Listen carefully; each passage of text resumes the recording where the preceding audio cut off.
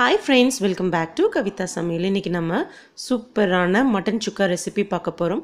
Mutton சுக்கா பிடிக்காதவங்க யாருமே இருக்க மாட்டாங்க. ஃப்ரெஷ்ஷா மசாலா அரைச்சு செய்ய போறோம். வாங்க எப்படி செய்யறதுன்னு பார்க்கலாம். அதுக்கு முன்னாடி இன்னும் நீங்க நம்ம சேனலை சப்ஸ்கிரைப் பண்ணலைன்னா சப்ஸ்கிரைப் பண்ணிக்கோங்க. பக்கத்துல இருக்க நோட்டிஃபிகேஷன் பெல்ல ஆல்ங்கிற ஆப்ஷன் இருக்கும். அதையும் பிரஸ் பண்ணிக்கோங்க. ஒரு குக்கர்ல ஒரு 2 டேபிள் ஸ்பூன் நல்லெண்ணெய் சேர்த்திருக்கேன். ஒரு 1/2 கிலோ மட்டன் சேர்த்திருக்கேன். அது கூடவே கொஞ்சம் உப்பும் மஞ்சத்தூளும் சேர்த்து நல்லா வதக்கணுங்க. மட்டன்ல இருக்க தண்ணி பிரிஞ்சு வர வரைக்கும் வதக்கணும். இந்த மாதிரி மட்டன்ல இருக்கிற தண்ணி ஃபுல்லா பிரிஞ்சு வரணும்.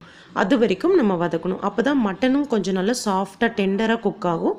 அதே மாதிரி உப்பும் நல்லா இறங்கியிருக்கும். குக்கரை மூடி மீடியம் ஃப்ளேம்லயே ஒரு 4-5 விசில் வச்சு எடுத்துக்கலாம். பேன்ல 2 டீஸ்பூன் மல்லி, 1 டீஸ்பூன் சீரகம், 1 டீஸ்பூன் சோம்பு, 1 டீஸ்பூன் மிளகு. இன்னைக்கு நமக்கு மிளகு காரம் தான் ஜாஸ்தி இருக்க போகுது. ஒரே ஒரு ஸ்டார் ஆனீஸ், ஒரு சின்ன பட்டை, ஒரு 3 கிராம்பு,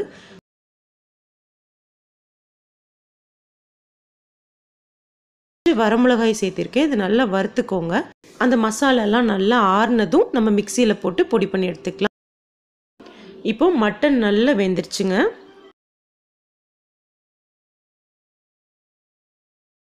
ஒரு பேன்ல ஒரு 2-3 டேபிள் ஸ்பூன் நல்லெண்ணெய் சேர்த்திக்கோங்க. கொஞ்சம் சீரகம், கொஞ்சம் கருவேப்பிலை, ஒரே ஒரு சிகப்பு மிளகாய் சேர்த்திக்கோங்க. மிக்சியில போட்டு பொடி பண்ணுறதுக்கு முன்னாடி ஒரு 5-6 கருவேப்பிலையும் சேர்த்து நம்ம அரைச்சிக்கலாம். மட்டன் சுக்காக்கு கருவேப்பிலை வாசனை ரொம்ப நல்லா இருக்கும். 200 கிராம் சின்ன வெங்காயத்தை 2ஆ நறுக்கி சேர்த்துக்கோங்க. அது கூடவே 1/2 ஸ்பூன் இஞ்சி பூண்டு விழுதியும் சேர்த்து நல்லா வதக்கிக்கலாங்க. இஞ்சி பூண்டோட பச்சை வாசனை போனதுக்கப்புறம் நம்ம வேக வச்ச மட்டனை ஃபுல்லாக இதில் சேர்த்துக்கலாம். மட்டனில் கொஞ்சம் தண்ணி இருந்தால் நல்லாயிருக்கும். நமக்கு ரொம்ப ட்ரை ஆயிடுச்சு. அதனால நான் ஒரு 1/2 டம்ளர் தண்ணி சேர்த்து இதில் ஊற்றிக்கிறேன்.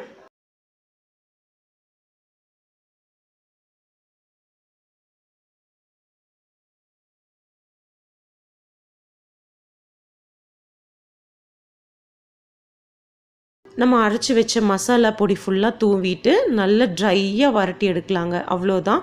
கொத்தமல்லி தழை தூவி இறக்கிடுங்க. இந்த ரெசிபி உங்களுக்கு பிடிச்சிருக்கும்னு நினைக்கிறேன். பிடிச்சிருந்ததுன்னா மறக்காமல் உங்கள் ஃப்ரெண்ட்ஸ் அண்ட் ஃபேமிலிஸ் கூட ஷேர் பண்ணுங்கள். தேங்க்யூ.